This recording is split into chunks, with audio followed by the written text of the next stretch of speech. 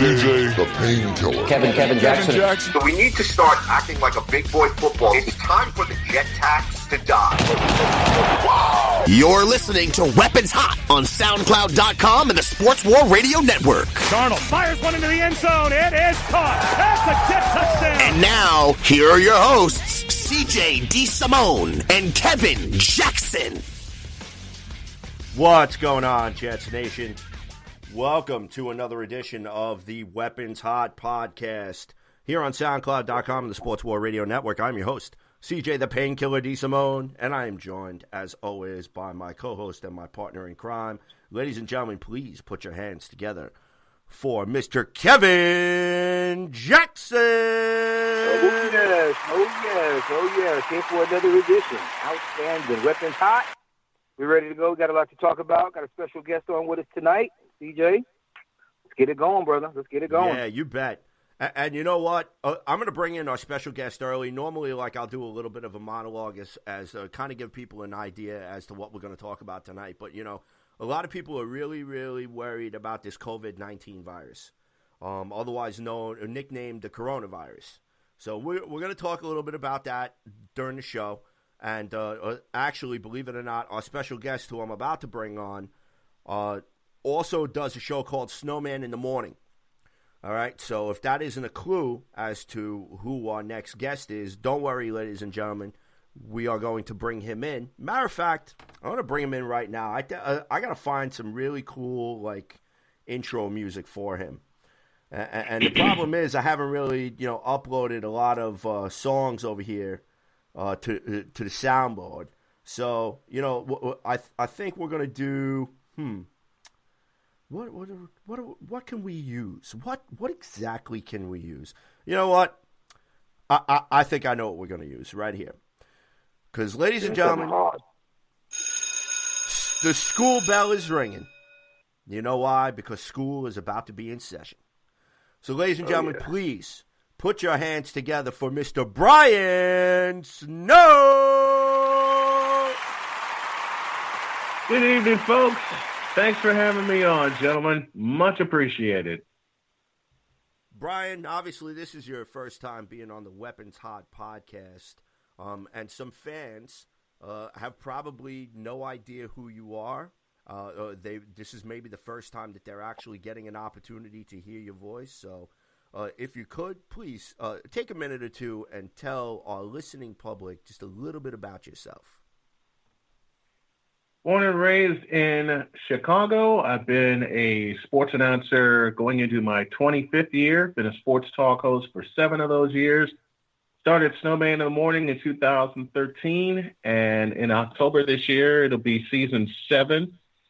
And I am currently living in North Carolina, happily married, been a sports nut all my life, and just love talking sports with people. Nice.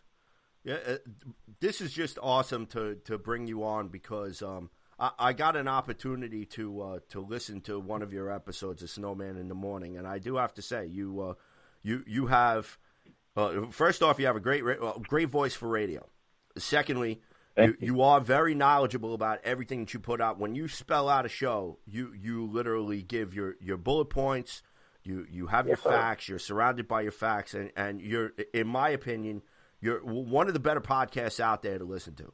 So, I appreciate that. First off, I want to say thank you for joining us tonight.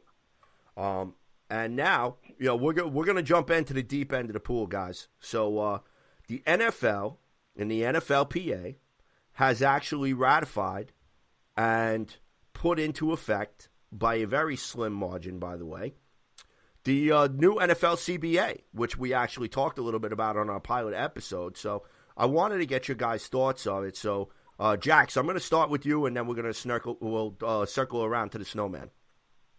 Yeah, man. Once again, I wanted to thank Brian for being on with us today. It really is exciting to have him. It's going to be fun to kind of go through some of the things that we're going to discuss today. As far as the CBA is concerned, had an opportunity to do a little bit of research, read up on it. Obviously there's some protractors and some guys who don't necessarily appreciate, some of the things that were in it, but obviously as with most things in democratic processes, there's some passionate views on either side. So I kind of expected that. Like you said, like a slim margin, 1,019 votes and 959 votes in the negative, so 60 votes separated, almost 2,000 players voting on this. Yeah, that's some correct. notable changes. Yeah, some notable changes. The addition of 2 more teams in the playoff field, which I think bodes well for us, especially in our transition period right now. 17 games, which I think is going to also impact our team and the league really overall pretty heavily going forward in 2021. Excuse me, and some of the increases in the minimum player salaries based on the revenue, which is also going to increase over the course of the next couple of seasons. So $198.2 million salary cap for this season, probably going to increase substantially going into next season. And then after the television deals and everything are worked out, so we can expect to see some pretty big money getting tossed around over the course of these next couple of seasons. I think it's also going to give us some questions about how the off season works out and practice schedules and things of that nature. I saw some debate about that on Twitter this afternoon. Damian Woody, one of our favorites, had some pretty strong takes. You can follow back up with him on Twitter if you want to kind of follow along. He had a few different conversations, I think, today. So CBA is really impactful. 11 years we got going on with the one that we have now. So hopefully it works out well for us. I hope they're able to kind of come to terms, going forward with some of the medical stuff. But I don't know. Hopefully it's good. I know some of the players, they got some things. Some of the players they unfortunately lost some things. That's how negotiations work. But pretty big news, I guess, as far as the money is concerned. Just immediately impacting. And then the playoff season coming up for 2020 also a really big deal for us. We're going to see how it works out. I'm really kind of excited about how that works. Interested to see Brian's takes on this also. Brian, what do you think? I'm a little unsure about this CBA. The 17-game season has been hinted at since 1993. Remember, there were 18 weeks in 1993 because of 2 bye weeks. So now if you add another game, especially with the way these players put their lives and their bodies on the line each week, are they going to add another bye week? Are they going to take away a preseason week or 2? Are they going to add time? Are we going to go into the middle of February in terms of when our season's going to end? My biggest question is about all the timing when the 17-week season eventually does take place. And again, I harken back to 1993 when the season had 2 bye weeks for each team. If you're going to add another week, I believe you should add another bye week and take away 1 preseason game. That way, all the timing will work out. All the teams can get 2 shots to heal. All the teams can get their bodies in shape and their team practices in shape and their routines in shape, and they can pretty much predict when they're going to have a chance to have that week away. So that has to be worked out. The money that's going to be tossed around is going to be ridiculous. Although I'm going to date myself and I say I still wish the AFC package was on NBC and CBS still had the NFC package. And you take Monday Night Football off that god awful 4-letter network, but I digress. But it's really interesting. I love it. From your lips, brother. From your lips to the man upstairs. Please. Snowman bringing the fire. I'm not. Wait a minute. Wait. Somebody else wants to add their thoughts. Hold on a minute. What are you doing? Hey, listen. I don't care about the 17 weeks. Our Jets have been a disgrace and a debacle for the 50 years that I have been a Jets fan. Okay? I don't care about any of this stuff right now. I got to go on the radio network every week and talk about this debacle of a team that doesn't have a quarterback, that doesn't have good management, that doesn't know if their head from their asses, and trying to do the right thing. When the hell have we done the right thing? We haven't done the right thing since we won a Super Bowl. I'm going to die out here without winning a Super Bowl. What the hell is up with that? Here, take this darn thing back. Classic. Okay. I love it. Snowman, a round of applause for you with the Jobadingo. That was awesome. Love it. Awesome. Absolutely love it. I did want to chime in just a little bit because in some of what I read a little earlier, as far as the bye week was concerned, I do believe that they were talking about 3 preseason games and having an additional bye week. So I don't know if that is set in stone just quite yet. I think that, again, will be part of negotiations for how they work out the 17-game season. But to Brian's really good point, that is probably a really huge point of contention. And I do believe that they think that is more than likely going to be the best way to kind of litigate it. So hopefully it'll work out that way. We'll see how they actually finalize it. Yeah, I completely agree. I think that there's still some stuff to put out there. You know, as far as, you know, some things that can be arranged or can be negotiated or so on and so forth. So there's still a little bit of tweaking out there. But overall, you know, the 17-game season, the only thing that worried me was, you know, it's bad enough that they're playing every single Thursday night during the course of the season. Now, the reason why this bothers me is because I'm a little bit of a traditionalist, okay?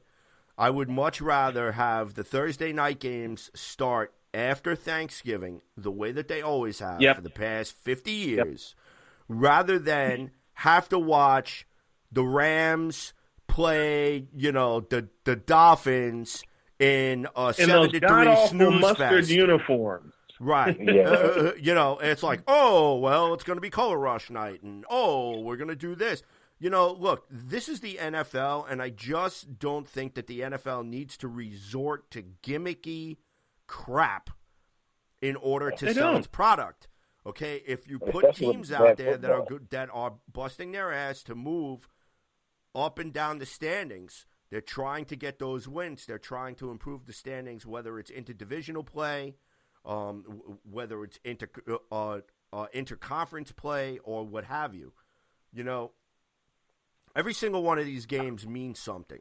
So for me, I like the idea of a 17th game, but I think that they should have taken, you know, the Thursday night games off the schedule until after the Thanksgiving period. That's number one that I would have done. Yeah. Number two, I definitely would add the second bye week. That's number two. All right, and number three, I would also reduce the preseason from 4 games to 3 games, in my opinion. And, you know, I would definitely leave it with that because I don't want to watch a watered-down product. I don't. No. And Thursday games are bad football. Thursday games are bad football. It's difficult. It's difficult on a short week also. I mean, and in some teams, you know, you got to travel, you know, that distance, and that really kind of minimizes how much time it is that you have to prepare or even recuperate, you know, if you really think about it, recuperate from the previous game. So, you know, I don't know, that's a really good point to kind of litigate also, because beyond it just being, you know, a health risk and a concern, it really is just bad football. It's bad football.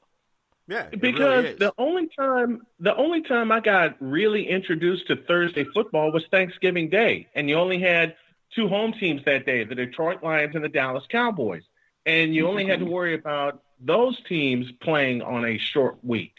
Okay, now you have some of these matchups, and look, y'all can say it with me. The Thursday night football every Thursday night has been god awful since its existence started. Yes. It's been awful. I don't care if it's on CBS. I don't care if it's on the NFL Network. It has, for lack of a better term, blown chunks. All right, let me use my nephew's term. It's blown chunks. So if you don't, if you start Thursday Night Football after Thanksgiving, especially since you expand the season to 17 weeks, then you get the playoff flavor. Then you get the playoff stuff. Yeah, exactly. So it has a little more impact on the season. You know what I'm saying? It does make for more interesting storylines also when you start thinking about the playoff hunts and who's in contention and who's not, and maybe like they do in basketball. They make some of those holiday matchups. Really impactful, important games, really big games. Star-studded. Except exactly. So you make them more involved. Right. I also just to kind of shift a little bit within the same kind of topic. Had a conversation a little earlier today with my brother about how this impacts the record books. 17 games, obviously is enough for folks to pad some stats if you really think about it, especially if you're having a guy who's having a really good season, or if you have a guy maybe whose season is impacted by injury just so much that maybe that additional game gives him an opportunity to kind of reach, a threshold that he might not have had, been close enough to without that additional game. So, how do they handle that? How do we start talking about those kind of things when we're kicking around the numbers? I know a lot of folks are going to want to, hash out stats and say this guy's never had a such and such season, or this guy's never thrown, or this guy's never run, or those conversations are going to be really interesting.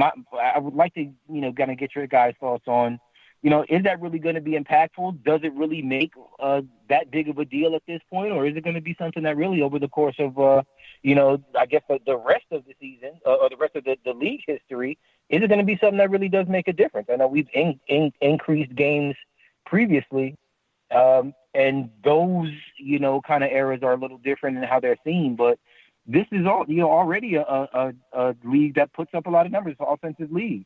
And with the, this additional game, we can start really seeing some astronomical numbers. I mean, how do you guys think this plays out? Well, it's going to bring up the question, since Drew Brees is coming back for another season, will he be the first quarterback to throw for 6,000 yards, let alone multiple 5,000-yard seasons? Will George Kittle or Travis Kelce be the first tight end to catch 2,000 yards? How many receivers in a season can catch 2,000 yards that are not named George Kittle and Travis Kelce? Notice the theme I'm going with here.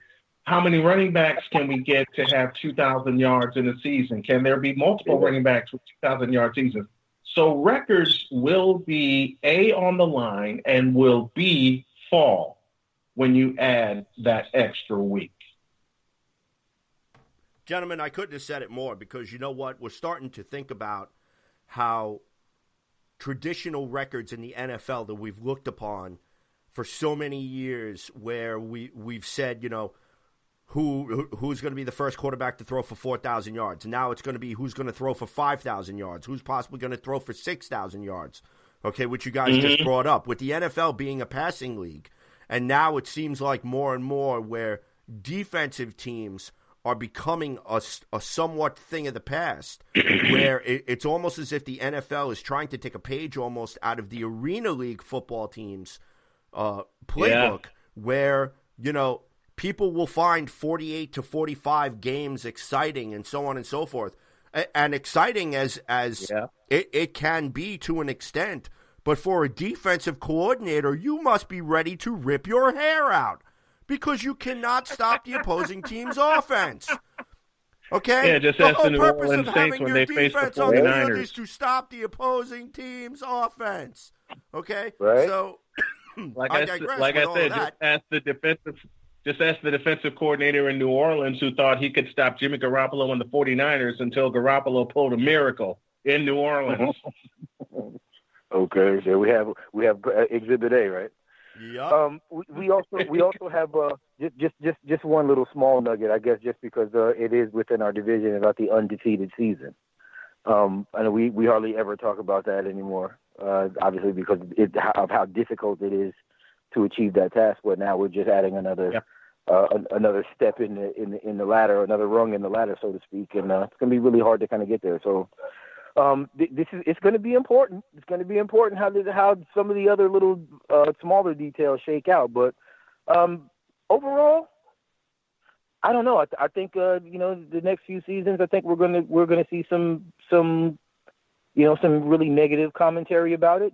I read the little letter that DeMaurice Smith, the Players Association representative, released, and he seemed to think that we weren't going to get a better deal at all for the players at this point. So I don't know. We'll see how it shakes out. I'm sure that there's probably going to be a lot of maybe hard truths to be told by both sides, but it is what it is as of right now. They voted for it. Let's go ahead and let it play out. Let's see how it works. Hopefully, it won't impact too many folks.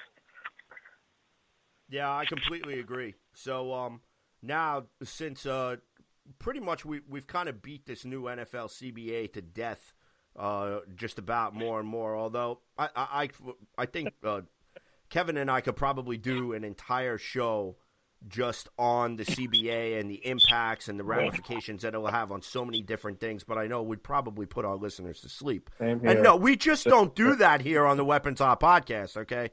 Because, there is no sleepy time on this show, all right? So one of the things I did want to switch gears to is how will this CBA now, as we start to segue, talking about free agency, how do you think it'll be affected? And then we're going to start talking a little bit about our beloved Gang Green's free agency, which is coming up in just a few, couple of days, Wednesday? Wednesday the new league year kicks off, March 18th. So, Snowman, we're going to start with you, and then we'll circle back around to Jax.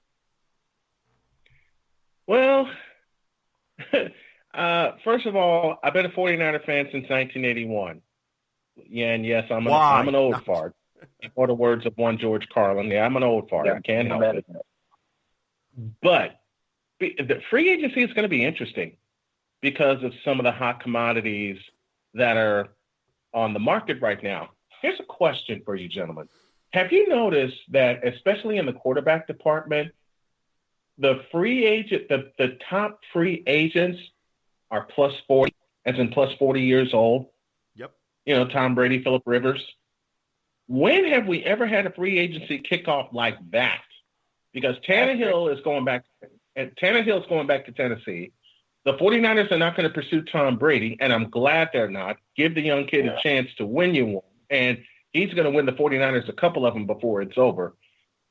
Oh, man, I could go all night on free agency because I don't like the Rams. But they already mortgaged their future to get Jalen Ramsey, who's going to break down in 2 years. Yes, sir. The New York Giants probably have a bigger upside if they actually let Daniel Jones develop, or if they get the right man in to develop Daniel Jones. The running backs, I don't see much of a list for running backs or any other key positions. And the first two dominoes dropped with Ryan Tannehill staying in Tennessee. And he's going to be 31. Correct. I believe he's 31 right now. And with the 49ers pulling out of the Tom Brady sweepstakes, I just have the feeling it's an answer we know all along. Tom Brady's staying put. Basically. I don't quite know about that. I don't expect there to be many changes. I'll be honest with you. Tom Brady, I think Tom Brady is probably thinking about his legacy at this point. Mm-hmm. I mean, I'm thinking about it realistically because to Brian's point, especially with him, saying he's a 49er fan, I'll just be honest. I grew up in California around that time. So, Ronnie Lott was one of my favorite players coming out of USC. I remember the Rathman and Clark and Ricky Waters and I remember Roger Craig and all those guys. I remember that. So, yep. So being a fan of that team, it was very easy. I could imagine back then. That was a dream team. I hated being a Jets fan in California during that time. But the fact of the matter is that the CBA and how the tags are going to play out it's going to wreak a little havoc, I think, on how some of this immediate free agency, kind of talk being kicked around is going to change. Especially now, you figure with Tennessee in particular, if you think about it, they signed Tannehill. That means they don't have to tag him, which means now they can use the tag on Derrick Henry They could probably even, if you really think about it, if they wanted to, they could tag Conklin and try to work out a contract with Travis Henry. So that takes Conklin off the map, and that changes the face for quite a few teams who are now thinking about, you know, how the offensive line is going to impact them in their season. So, I mean, some of those things are really going to be impactful if they work out in a way that teams need them to work out. So every team has a different situation, obviously. We're not going to go through every single team. We're going to discuss ours and how that works. At that point in particular is one that does impact us specifically, because I do think that what we're going to want to do, we're going to try to bring in maybe one or two splash names, and then we'll work around the middle, work around the fringes for the rest of free agency. And at least that's what I hope that they do. I hope they don't, you know, go too crazy and decide that they just want to bring in all of these crazy contracts that are going to end up really kind of hindering us, especially understanding that we're going to end up having to pay Sam Darnold within these next couple of years too. Yeah. And if the quarterback salaries continue the way that they are, Tannehill got 29.5. I think Sam is a better quarterback already, basically, than what we expect to see from Tannehill. So, $30-35 million a season for Sam Darnold isn't, you know, sounding too far-fetched coming up within a couple of seasons. And, you know, how we, you know, kind of give out these contracts, not just in this year's free agency, but in next year's going forward is going to be interesting. You know, what do we do with Quinnen Williams also? You know, how that fifth-year option guarantee, you know, kind of works out. You know, it's going to work out, you know, within the next 2 years. It's going to be those guys that we're talking about. It's going to be those contracts that we're going to, you know, have questions about. So, you know, it is going to be impactful. How Joe Douglas does it, man, I hope he's as good as they say he is, because if he is, we'll be in good shape. But if he's not, my man, we got a long road ahead of us. We got a long road ahead of us, for sure. Mm-hmm. Yep. Yeah, absolutely. You know, just to give you guys a heads up on what's exactly been taking place, you know, today, considering that, you know, it's like we're just at the start of the quote-unquote legal tampering period, and I mean, already some deals have already gotten done. You guys mentioned Ryan Tannehill staying put in Tennessee. He signs, and I can't believe I'm actually reading this right now, Tannehill agrees to a $118 million extension with the Titans. So, holy fucking shit, that's all I'm going to say about that for right now. 29.5 a year. 29.5 a year for Tannehill. Yep, that's just completely ridiculous. And this is a quarterback that languished in the Miami Dolphins system. So he gets the hell out of Miami, he gets to Tennessee, and on the back of Derrick Henry, they ride to the AFC Championship game. See, that was the point to make, though, on the back of Derrick Henry. So on the back of, yep. But, right, that was you know, that was X marks the spot right there. You're right in the crosshairs immediately. That's the first thing that comes to mind. Derrick Henry, he drugged him basically into the playoffs. So, Tannehill getting that type of contract, that's just going to show. I think you said this earlier. There's going to be some ridiculous money getting thrown around over the course of the next 2 seasons here. I would not even be surprised to see a guy get $20 million this season, where it's a head scratcher. Why would you give this guy $20 million?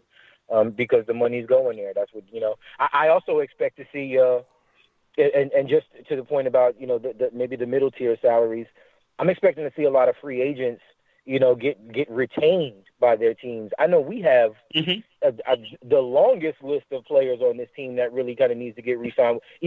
Some of the guys that were, you know, major contributors to us being who it is that we were last season are guys that are not really under contract. And you know, at this point, you know, they're going to have to start discussing how their salaries impact what it is that we're going to be doing. Are we going to bring back Alex Lewis? Are we going to bring back, you know, Brian Winters? Are we going to bring back Kelvin Beachum?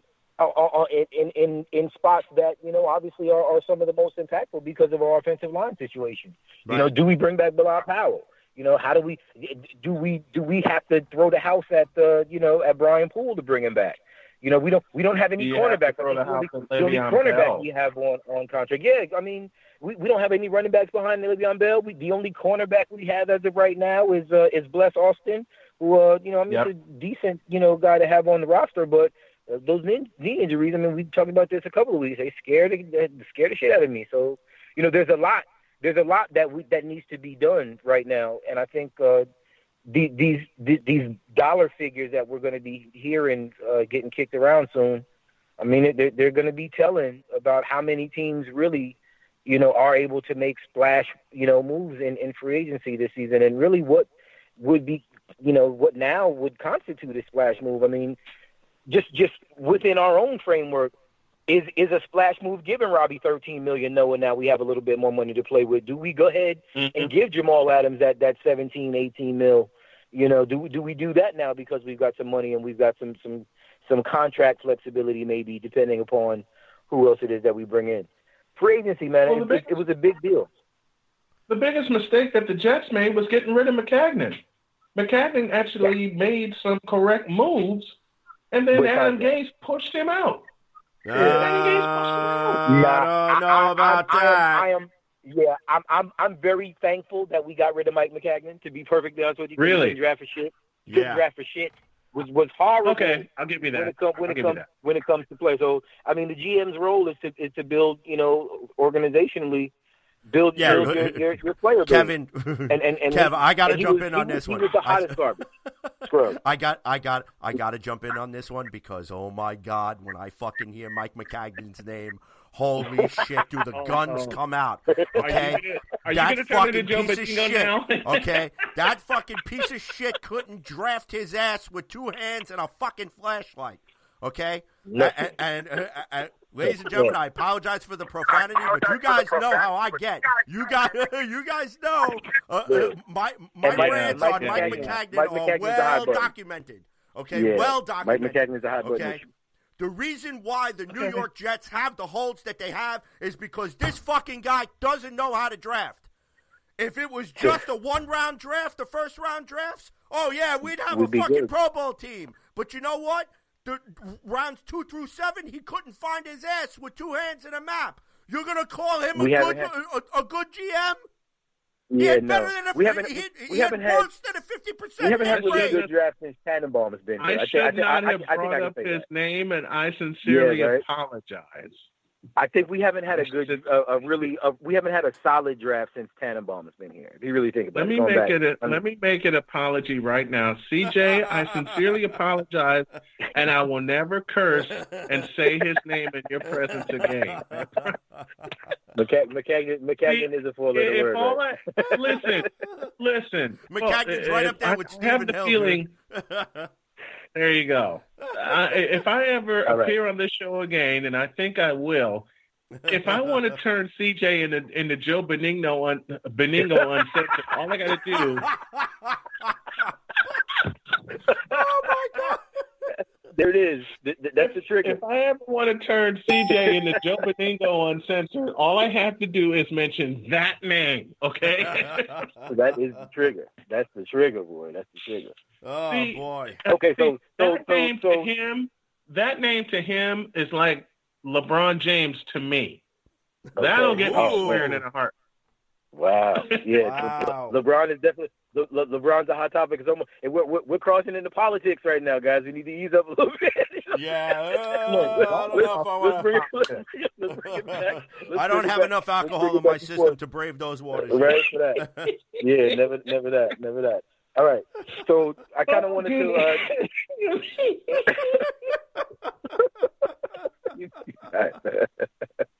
We got hot buttons all over the place, folks. That's it. Let me tell you. Right, I wanted to kind of ask, what do you guys think about, or what are the expectations for Joe Douglas? Especially knowing what it is that we know about how the CBA worked out. And maybe a little bit about what to expect as far as some of their personnel moves that are going to be available, not just to us, obviously, but to all of the teams now that it's been ratified. Are we expecting that he's going to, are we expecting he's going to go conservative? You think he's going to think, I got a 6-year contract, regardless of what happens with the coach, I have to do my job, and I'm going to take a slow, steady approach, or you think he's going to go aggressive and try to do as much as he possibly can for Adam Gase right now to kind of get this ship righted and to get this team at least in the playoff conversation this season? What do you think? I would say the latter. Do what you can right now.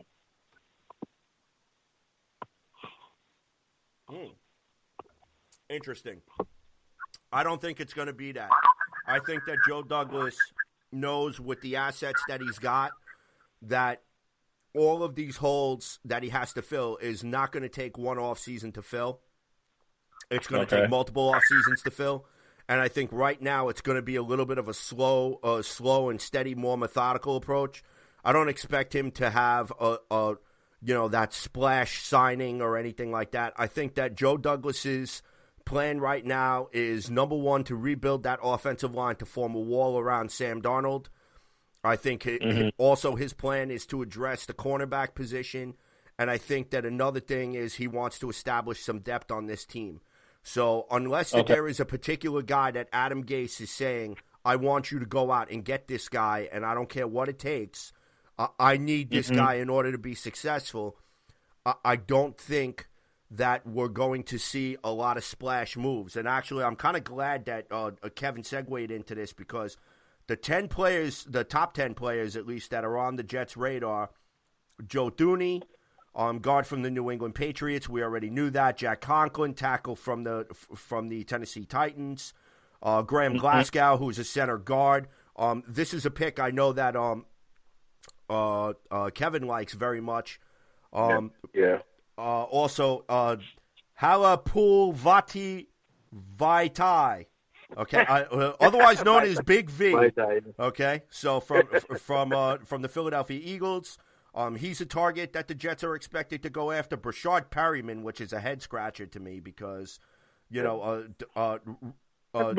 Perryman done anything since he's been in the league? I just have to know. Has he? No. Has he even come close to doing anything? He's had a very uneven career. I don't even think it's been an uneven career. I think he's had a few games that he's done well, but the rest of his career has basically been trash. He's really been just a guy. Maybe not even just a guy. He's been just kind of just. But yeah, no, his name being in there, I think really, I think that has a lot more to do with. I think that has a lot more to do with the Robbie conversation. And trying to give a name that might sound feasible in that conversation, but that's not feasible. Right. We don't want Brashard Perriman. Brashard, he hasn't shown that he can do anything even remotely close to what it is that we expect Robbie can do from what it is that we've seen him do. We haven't seen Perriman do some of the things that we know Robbie can. So no, that name being on the list, yeah, it's there, but next. Right, exactly. Now going down the rest of the list over here, Dante Fowler, defensive end, obviously from the LA Rams. Matthew Judon, linebacker from the Ravens, cornerback from the Dallas Cowboys. James Bradbury, another cornerback, and also rounding out is Chris Harris. So now I think that the reason why Jones, Bradbury, and Harris are on this list is on the off chance that they are not able to bring back Brian Poole. Now, for CJ's wish list, okay, I would actually love to go re-sign Brian Poole and then possibly get one, if not two, either Bradbury or Harris or Jones, which would actually come. Right, it would be. Yeah, I think, though, Harris, I think, will probably have the most affordable because of his age. He'll be 31 in June. I think, though, the Jets may be able to get him on the cheap. And I think Bradbury, believe it or not, I think that you could actually get him on the cheap as well, too. He's a solid all-around player. But yeah, I'm expecting upwards of $10 million for Bradbury, and I think that's just because, of the inflated free agency numbers here and valuation. So I don't necessarily agree that he would be worth that. I mean, I think he's a unique player. I don't want to call him a great player. I think he's a solid corner, but we've also seen some guys that come out of that system that don't necessarily, translate to other defenses. So, I don't know. Right, exactly. We need cornerbacks. I hope that we draft them. To be perfectly honest with you, I wouldn't want us to spend that type of money in free agency on a cornerback. I want this to be a young nucleus. I think that building young cornerbacks and young safeties, especially around Jamal Adams, if we do decide to go ahead and write the check that he deserves from us, I would prefer that we have young guys. I do think, and I hope that what we do is we offer some reasonable contracts to Marlette and maybe to Hairston, bring some of those guys back. We have to bring back Poole. We have to. I think that without him, I think our defense is really going to struggle a little bit, even with C.J. Mosley coming back. But the names on that list are kind of crazy because all of them are going, or the majority of them, we'll just put it that way, are going to require some really either huge contracts or, in certain situations, draft capital that I don't think that we want to spend unless we're going to start seeing some real wheel and dealing from Joe Douglas that we haven't seen here recently. Right, I agree. So just a couple of other free agent moves that I wanted to bring up. Again, we're in the legal tampering period, so none of these deals are official yet, but they will be actually made official by Wednesday at the start of the year, the start of the brand new NFL calendar year. Now,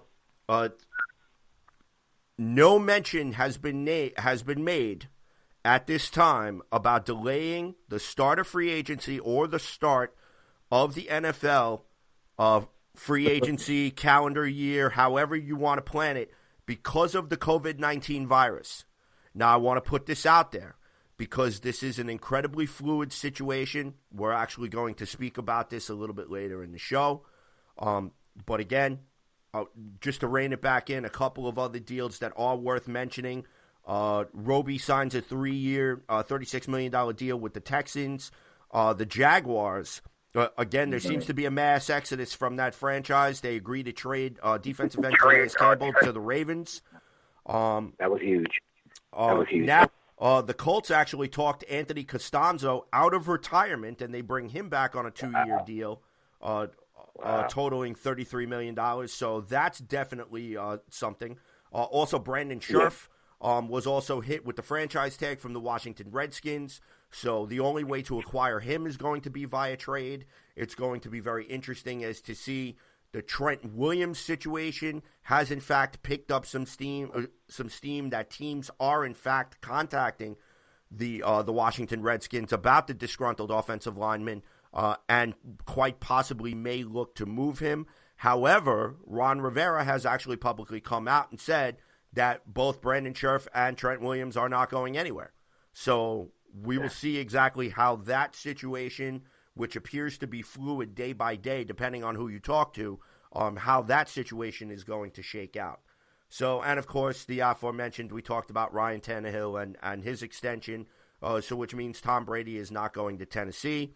The Niners are actually backing out of that, courtesy of Brian Snow, who brought us that little bit of information.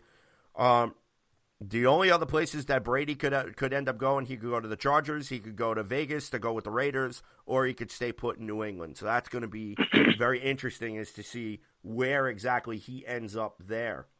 So, ladies and gentlemen, we are going to take. So, I'm sorry, say again? I said, would he play in Tampa? Yeah. You know what? Go to the Sunshine State. You know what? You never know. And believe it or not, Bruce Arians, he may be able to squeeze a little bit of juice out of that lemon. So you never know. Exactly. So, okay. All right. So, ladies and gentlemen, we're going to take a short commercial break real quick, and we're going to come back on the flip side where we've got Kevin Jackson's wonderful segment called In the Spotlight. I'm curious to see who he's got in the spotlight, and also we're going to talk a little bit about the impact of the COVID-19 virus on professional sports and talk a little bit about the shutdown. So, ladies and gentlemen, we will see you on the flip side. Weapons Hot, a New York Jets podcast on the Sports War Radio Network, is brought to you by StatementGames.com. Want to take your fantasy game to the next level? Then make your statement. Weapons Hot has weekly tournaments during the NFL regular season that you, the fans, can join in on to win some really cool swag. Go to StatementGames.com and create an account today. It costs you nada. Zippo, absolutely nothing. Just like that, you're ready to join in on any one of dozens of tournaments going on at all major sports. So are you ready to make your statement? If so, go to StatementGames.com. Again, that's StatementGames.com.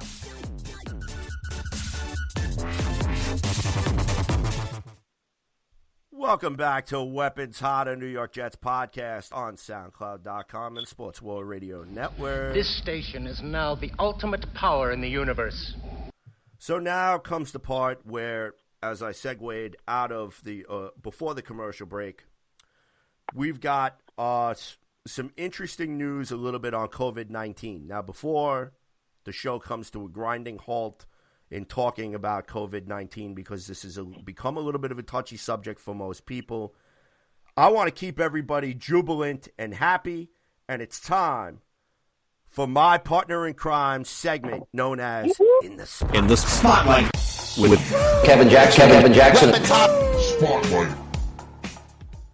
Kevin Jackson's about to take you in the spotlight. So, Spotty, who do we have in the spotlight for this week? All right. Welcome back, ladies and gentlemen, to the Spotlight. The blazing, flaming heat of the direct focus of Jets Nation for this week. You know, I kind of kicked around a few different things that I wanted to kind of put in the spotlight this week, especially with the impending and so rapidly approaching beginning of our free agency period. But real talk, this is a serious situation. So, in the spotlight this week is the COVID-19. We're actually going to take some time. I want to kind of start this conversation off because it is such an impactful topic, because it is, you know, such a unfortunately difficult situation to kind of get a grip on, to kind of get grasp on. So COVID-19, I mean, it's really spreading. I want to kind of make sure that everybody out there is really paying attention to what's going on. The social distancing, which is not a joke, it's not a game, it's not something funny. It is something that has actually been discussed and put in place because it's such a seriously impactful practice that we all, I think, maybe need to be putting into effect as best as possible in certain cases. Make sure that you're washing your hands. I know that they keep talking about these people price gouging and having all of the sanitizer and wipes and all of those things being brought out of the stores and everything, but simple, common, everyday hygiene, ladies and gentlemen, is enough, I think, to maybe kind of forestall some of the difficulties that could be caused by this issue. We want to be careful about it. If you are feeling under the weather, please don't go anywhere. Don't do anything around a lot of people. If you got kids, or if you know if you're going to be around kids, please. You want to take those necessary precautions to be safe.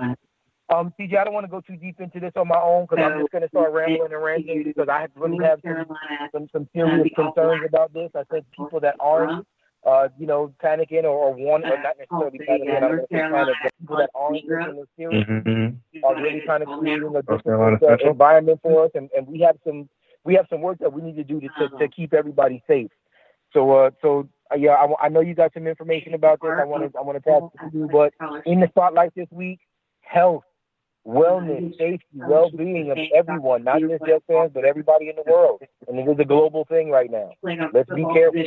I know you got some things. Let's talk about it. Yeah, you bet. Round of applause for Kevin Jackson for that wonderful spotlight segment over there, talking a little bit about COVID-19. So, Brian, I'm actually going to bounce this over to you because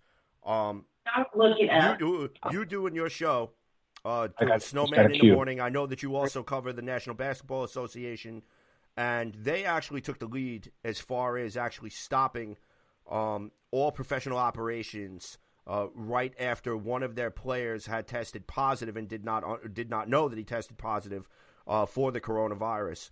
In which the NHL followed suit shortly after that. The NCAA basically canceled every single tournament, so March Madness went up in smoke. And basically all of the winter and spring championships have been canceled. Major League Soccer has suspended operations. The XFL has suspended operations. So, you know, someone who covers the NBA as well as other sports and so on, I want you. You've actually been very outspoken about this, so I'd like for you to kind of bring some of that information to us here. Tell us exactly how this COVID-19 is really affecting professional sports, because I really think that there is a small section of the public that really they are not taking this virus as seriously as they should. They're really not. But I put it in a way that should explain it to everybody. And I did this on Friday's show. If common sense were common, then people would know what to do. And the first thing you would do is research the thing. You would research to see what it is, what's affected, because it's a respiratory infection, and then you would take the necessary precautions, which you should be taking anyway. Wash your hands coming out of the bathroom. Use hand sanitizer. The social distancing, good to a point, but I'll expound on that a little bit later on. But it's basic hygiene. It's absolutely basic hygiene. If you were taught as a child to really learn how to take care of yourselves hygienically, then you wouldn't have any kind of issues now. And information is out there, folks. Information is out there. You really have to educate yourself about this, keep abreast of what's going on. But if you got the common sense stuff down, then this won't be an issue. Yeah, I completely agree. I mean, as someone who is a healthcare worker, I'm currently on the front lines of all of this. Now, full disclosure, I'm a pharmacy technician in Central Florida. I work in a community pharmacy. I work actually next door to one of the busiest clinics there are in the city of Melbourne. Okay? That being said, COVID-19 is something that no one should be taking lightly. Now, a lot of people, including myself at first, when we had first researched this disease, were, okay, it shares a lot of the same properties as the flu, except it attacks the respiratory system with relative quickness. So, obviously, when you feel like you have the flu, you're running a low grade fever, anywhere between 99 to 100 or 101. Fever, chills, body aches, etc. Just overall, just basically feeling like shit, okay? Now, when you add the respiratory factor in, if you are someone who has the best way, I guess, to put it is, if you are someone who is immunocompromised in any way, I'm talking about heart disease, lung disease, kidney disease, whatever, okay? This virus, if you catch it and you don't treat it, can kill you. Plain and simple. We watch hundreds, if not thousands of people die every single year in the United States from the flu. And who is it always? Very small young children who their immune systems are not fully developed, or the elderly. Am I right? Gentlemen, those are facts. That you are. No, those are facts. Okay.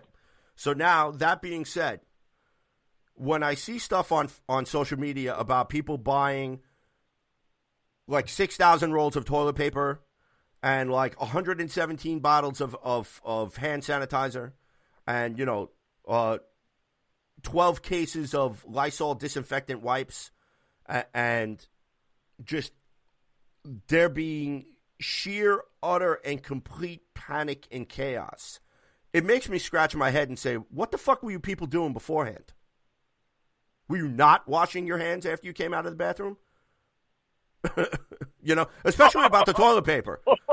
It's like, what were you people, were you not properly, wiping your asses after you dropped the deuce? I mean, those are people. Those are people who are the scum of the earth right now, who are trying to do shit like that. They buy out everything and then they want to sell it for $80 later on. If you do something like that, man, that's like the worst type of person. I don't want to get on the side note going about that, but when you got people that are doing things like that, you're not buying pallets and pallets worth of hand sanitizer because you feel like you're not going to be able to find them and you want to have that many to clean your counters or to wipe your hands or wipe off doorknobs or stuff like that. That's not what it's for. These people are looking to financially profit from what is honestly a seriously health conscious situation. You know what? You're gonna create a situation where somebody's gonna get sick and somebody could quite possibly die because they couldn't just go to the store and get a Clorox wipe because you got 1,000 of them hoard it away in your damn garage, you idiot. Anyway, I'm done. I'm sorry. I'm sorry. Round of applause for Mr. Kevin Jackson, ladies and gentlemen, right there. So, as I digress, I mean, when we're talking about COVID-19, we all seriously need to be aware of exactly what is going on, plan accordingly, and just make sure that you're doing your best to stay as healthy as you possibly can. And most of all, we're right smack in the heart of flu season. This is normally when flu blossoms, and then it kind of trails off a little bit. So, as far as the coronavirus, or I prefer to call it COVID-19 because I just think that the coronavirus, there's just something about a virus named after a beer that just really doesn't just sit right with me. So, but COVID-19 has actually been around. Well, the coronavirus has actually been around for quite some time. I don't know if y'all remember SARS, the SARS outbreak in 2009. Yeah. Okay, that is actually a form. That's actually a form of coronavirus. Okay. Yeah. Then there was Zika. The whole worry was the Zika virus. Okay, and what happened? Okay, but we've never seen anything like the COVID-19 virus. And this is the reason why people need to be mindful. Just continue to wash your hands, like Kevin had stated in his in the Spotlight segment. This is the time, like probably over the next 2 to 3 weeks, this is actually the best time to start practicing social distancing, because there still are not enough COVID-19 tests out there for healthcare workers to properly be able to test those that are coming in, whether they're symptomatic or not, because there are some people that are asymptomatic that could be carriers. And, if you're sitting in a room of 10 people, 9 out of those 10 people could probably get it, but the carrier, chances are, won't. So I want to kind of push a little bit about the social distancing thing, because I think there needs to be a conversation around that and kind of what that means. Social distancing, it's not where you completely isolate yourself. Obviously, unless you're feeling sick, I wouldn't necessarily say you do need to quarantine yourself. I would think, you still should be able to go, maybe to the grocery store if you need to. Obviously, if you got bills you need to pay, things of that nature. Some things like that you kind of just have to kind of take care of. You be mindful, obviously, again, of maintaining, your clean hands, and in situations where you have gloves or have wipes or what have you, you can take those if you're going to be in a high traffic area. But that doesn't, when I picture social distancing, I mean, don't be at the bar, don't be at the club, don't be at the restaurant. Maybe not necessarily being in a crowded movie theater right now is not the best idea. You know what I'm saying? Right. So I mean, social distancing, obviously, there's a smart way to go about it, but it doesn't necessarily mean that you completely, kind of quarantine yourself, unless you're either, feeling under the weather yourself, or you're going to be going to a, maybe a high traffic area where, you could quite possibly be at risk. I know, Brian, you said you had something that you wanted to discuss about that. I kind of wanted to give you an opportunity to kind of expand on that if you can. Well, like I said, it's all about common sense. The social distancing, I get it, and after doing a quick look up about it, I understand why now that it is necessary. But just taking care of yourself is very necessary right now. Yeah, that's a common sense thing. I mean, basically, one of the biggest things is this, and I can't stress this enough. If you are sick, stay the fuck home. Plain and simple. Period. Okay? Please. Look, your employers are going to be pissed your employers may be pissed at you, okay? Your coworkers may be pissed at you. But you know what?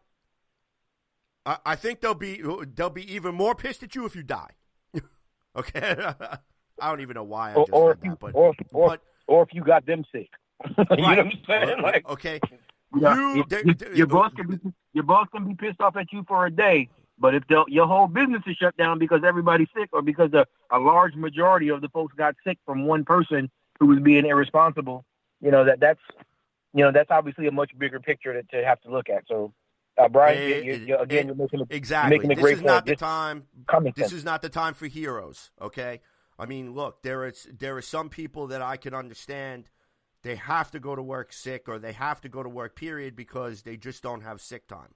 Okay, or if they don't have any sick time, or they work at a place where if you call out sick, you lose your day's pay for that day. I can understand. I completely get it. I did that for a number of years. All right, but we're not talking about the flu. We're not just talking about the common cold. We're talking about COVID-19 virus, and this shit can kill you if you don't respect it. Okay, and basically, what pretty much is the best way to flatten the curve, which is a term that's been thrown out there quite a bit over the past week or so, is basically if you do not feel well, stay home. Contact your health professional. Go and get checked out. Go and get tested. So that way, God forbid, if you do test positive for coronavirus, you could begin the treatment protocol that they have in place at this moment in time, and you can get yourself isolated. So the sooner you can get treatment, the faster you can recover. Okay, go and take a look at the video that was just posted over the weekend from China. There was almost 40,000 patients that were finally discharged from a makeshift hospital in China who all recovered from their bouts with the coronavirus. And the healthcare workers celebrated by one taking off their masks and smiling, knowing that they helped these people recover. Those people recovered and can go back to their normal lives now, or whatever is the sense of normal over there in China at this moment in time. And those healthcare workers can now take a deep breath and relax for just a split second before they have to go and help other patients that are still suffering. Okay? So there is some hope. There is hope. Okay? The onus right now is going to be on the United States CDC, okay, the Centers for Disease Control, the National Vaccine Committee, for all the pharmaceutical companies to come together and to try to find a treatment program that works, to try to find a vaccine to help stop this virus in its tracks. I think this is much bigger than just kind of a local kind of a thing. And I mean, I don't want to get too deep in the weeds on this, but I honestly do believe that we need to have a federal government design on how it is that they're going to handle these things. I think we can't have all of these different protocols in different places and different states doing different things. In particular, I mean, obviously there should be some tweaks if there are local things that for whatever contingency reasons, might need to be changed. But I think we kind of need to have a uniform way to handle this. I think that we should be taking, our tips and our cues from those countries overseas that have really been dealing with this on a scale that we haven't up until this point. Because the problem is that if it gets to a scale like it is in those places here, we're talking about millions and millions of people that could, either be critically ill or maybe quite possibly pass, the virus on to someone else who could in turn become critically ill and quite possibly die. So I think we're going to need, if to Brian's point, we need to have as much information as possible. So please contact your local hospital, contact your local, health, representatives or whoever. If you have somebody that that works or has somebody that they know that works in the area, get your information firsthand. Don't just get it from social media in particular. I know there are some outlets, but be smart about where you get your information from. I think over the course of the next few weeks, obviously, we should kind of see some other things rolling out. But a couple of weeks is unfortunately too long for some of the difficulties that could quite possibly happen. So please be smart, folks, about how it is that we handle this. And we again, we can't stress enough just the simple stuff, washing your hands, not sneezing into your hand, but sneezing into your sleeve or something along those lines, coughing into your sleeve, or a little further up your arm so that you're not, contacting as much with your hands. Don't rub your face, don't, just don't put yourself in those situations if you can help it. Just be mindful, please. But let's not go overboard. What they say, what's the first rule in a crisis situation, right? Remain calm. Remain calm absolutely. so that you can think about what it is that you're doing and be smart about how you respond and react to certain things. This is a really important topic. I'm glad we spent time with this today, CJ. Thank you for doing that, man. Yeah, because, if you go and take a look at the way that COVID-19 has really affected professional sports today, everything is shut down. And, I keep seeing different posts about, day number 5 without sports, and people are putting their tales of woe on social media, which is always entertaining because social media itself is entertaining to just see the complete lunacy that's out there. But nevertheless, the main thing that we need to do is, again, just be mindful. Take this virus seriously. Don't downplay it. Don't say it's nothing. Don't say it it'll pass or whatever. I'm still gonna do whatever. No. Take the necessary precautions. Keep yourself and your family safe, because what you do now, could not only affects you, but also affects the people around you, the people you come in contact with, and so on and so forth. So, again, just be mindful of the virus. Take care of yourselves, and everyone just be safe. Okay, washing your hands. Okay, and to the people out there with the 6,000 rolls of toilet paper or whatever, listen. Wrapping yourself up in Charmin and making yourself a mummy is not going to save you from the coronavirus. It's going if it's going to get you, it's going to get you. Okay? Right. So you jerk off. go down and start giving toilet paper away. These idiots. Oh man, I don't want to get mad about that. No, Seriously, buy what it is that you need and leave the rest for everybody else. Come on, it's not the time to be an asshole and do that. I can't stand that shit. I'm gonna be pissed off. I'm going to be pissed off about that for a minute. I'm sorry. It's okay. It's okay. It's completely okay. So, all right. So it looks like that we finally come to the end of another episode here of Weapons Hot, a New York Jets podcast. I'd like to thank our beloved guest, Mr. Brian Snow, for taking some time out tonight to join us. Brian, can you please give out your social media information so that way fans of the Weapons Hot podcast can follow the Snowman, baby? SNW Digital Media is where they can find me on Facebook, Twitter, Instagram, Snapchat, and Pinterest. It's where all my shows are posted. It's where my podcasts are posted. And be doing a best of this week as I line up some guests to really make all the shows pop. But for all my social media, again, SNW Digital Media, that's short for Snowman Digital Media. That's the company form that produces all my programs, and I want to thank you guys for having me on this evening. I truly appreciate it. All right. Thank you for coming. It was a pleasure having you on. Definitely. So, ladies and gentlemen, y'all know how you can follow the Weapons Hot podcast. You can follow us on Twitter at CNC Jets Factor. My partner in crime at Spotty Blackman. You can follow me at JetsFan0523. Don't forget to shoot the show an email. weaponshotpodcast@gmail.com. We got a Facebook page. We got a YouTube page. You can catch us on YouTube, baby. YouTube. Courtesy of Spreaker.com. We'd like to thank Paulie Edson Jr. and the boys over at Spreaker.com/Sports War Radio with the hookup. Also, don't forget to check us out on our homepage, SoundCloud.com. Don't forget to check us out there. Any place that you get your podcast fix. Reach out, punch that like button in the face, message us, we'll message you right back. We love to go back and forth with fans about this football team and about what the New York Jets' current free agency situation is going to look like when it's all said and done. So, for Mr. Brian Snow, Mr. Kevin Jackson, otherwise known as Spotty Blackman, ladies and gentlemen, I am your host, CJ the Painkiller D. Simone, and we are signing off. We will see you guys when we see you guys. Peace, love, go Jets, and everyone, please, during this very, very tenuous time, please be safe. Thank you. Yes, sir. Do you have a podcast and are you ready to bring it to the next level? Then stop what you're doing and listen closely.